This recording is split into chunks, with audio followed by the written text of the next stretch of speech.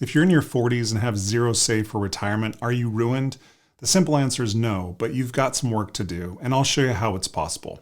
There's a solution nobody's talking about that can be your ticket out. Everyone's heard that compound interest is the eighth wonder of the world, and we should start investing in our 20s to let time do its job.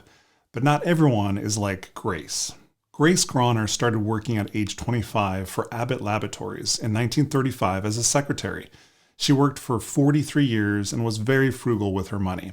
The one thing she did was spend her money on 3 shares of Abbott Labs stock for just $180 back then.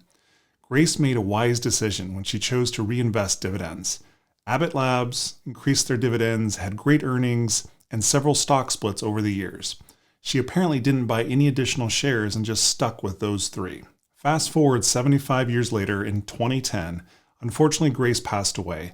Her Abbott Labs purchase was now worth roughly $7 million, and the dividends were approximately $450,000 per year. Grace's story is fascinating, but you're not Grace. You're 40 years old with nothing saved and worried about your future. What can you do to make up for lost time? You'll need to accelerate your savings to catch up for the last 15 to 20 years of neglect. The one investment that has the highest ROI, return on investment, is investing in yourself and your ability to earn more income. This will likely take the form of starting a business or a side hustle that takes advantage of your experience and skills that you've acquired over the last 15 years.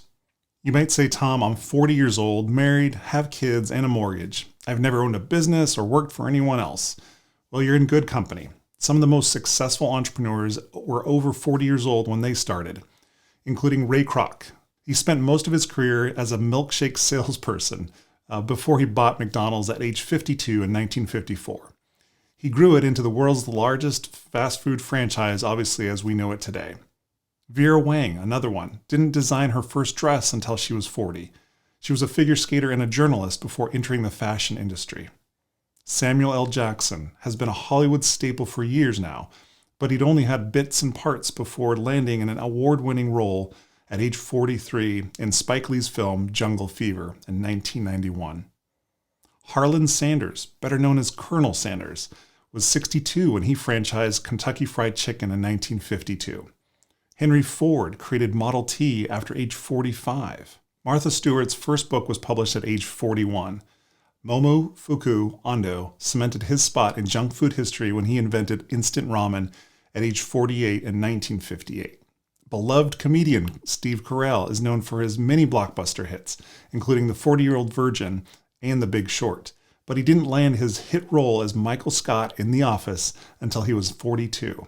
Linda Weinman, at age 40, Weinman founded the online education company lynda.com, which LinkedIn would later acquire for $1.5 billion. She's a former graphic arts professor and a self-taught computer expert. If all that wasn't enough proof that your 40s are the best time to start, then this might.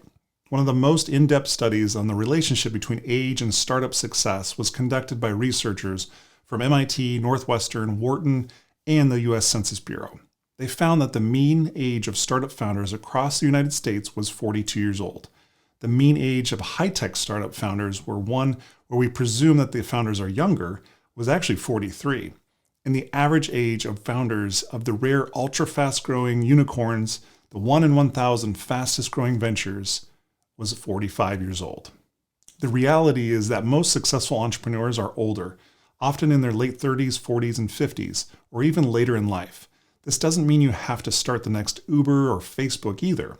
You could merely create a small business that accelerates your income to help you save more. Now that I've proven to you that 40 is the perfect age to start, let me show you how you can catch up to that person who saved since they were 25. Let's compare two people who I'll call the saver and the late bloomer. The saver, they contributed $1,000 a month to their company 401k from the age of 25 to 60. This includes the company match just for simplicity's sake.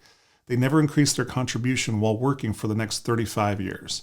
Assuming an 8% annual rate of return, at age 60, they would have $2,067,801. The late bloomer never invested until age 45, but they started with a solo 401k plan once they created enough income from their business that would allow them to max out contributions. In 2024, the max contribution would be $69,000. They also knew they needed to catch up and basically wanted to contribute from ages 45 to 60, which includes after age 50, you get an additional bump. You get $7,500 in 2024 on top of that contribution limit of $69,000. At age 60, they would have $1,982,144. If this resonates with you, hit that like and subscribe button below. Drop a comment. Let me know if this is something you're wanting to try. On a side note, a solo 401k is a really great plan. You can include your kids and your spouse that have their own accounts. So for your household, you could have both spouses contributing the max $69,000 per year, and their kids have their own accounts as long as they've got earned income.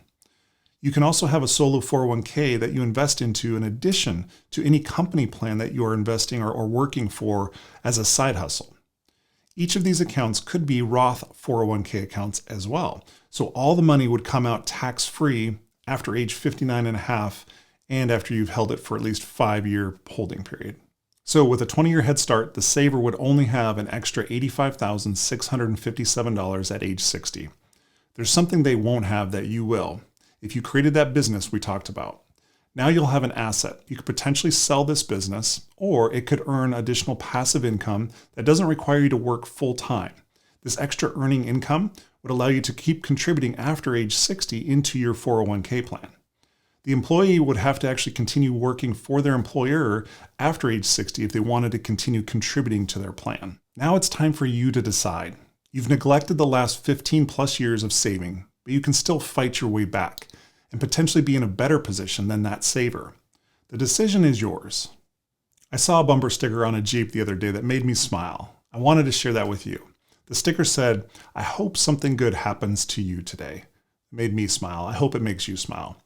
Thank you for watching this video, and if you're wondering about the skills that are in most demand in 2024 and beyond, this is a great video to watch next.